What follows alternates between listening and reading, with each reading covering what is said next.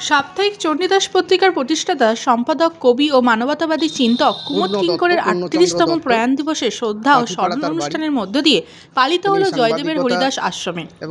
একই সঙ্গে আশ্রমমাতা আশালতা দেবী এবং সদ্য প্রয়াত চণ্ডীদাস পত্রিকার সাংবাদিক পূর্ণচন্দ্র দত্তকেও স্মরণ করা হয় এই অনুষ্ঠানের মাধ্যমে। অনুষ্ঠানের শুরুতেই কুমুদ কিঙ্কর ও আশালতা দেবীর সমাধিতে পুষ্পস্তবক অর্পণ করে শ্রদ্ধা নিবেদন করেন উপস্থিত অতিথিরা। পাশাপাশি পূর্ণচন্দ্র দত্তের প্রতিকৃতিতে পুষ্পার্ঘ্য অর্পণ করা হয় এবং এরপরেও অনুষ্ঠিত হয় স্মৃতিচারণা ও আলোচনা সভা। সে বিষয়ে আলোকপাত করেছেন।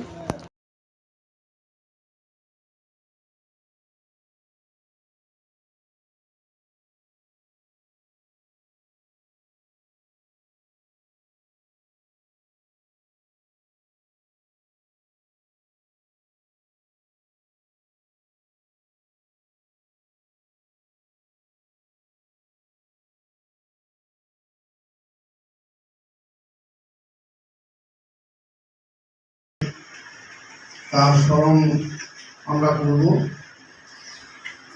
তার প্রথমে প্রতিকৃতিতে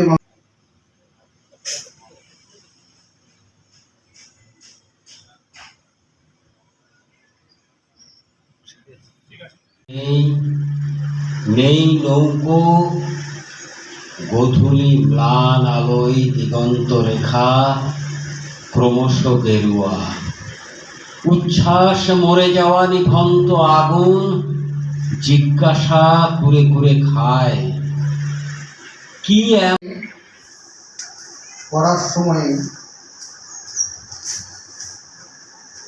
৭৭-৭১ তিনি নকশাল যে আন্দোলন, সেই আন্দোলনে নিজেকে যুক্ত করেছিলেন। পরবর্তী ক্ষেত্রে বিহার এবং রাজনগর যে এলাকা,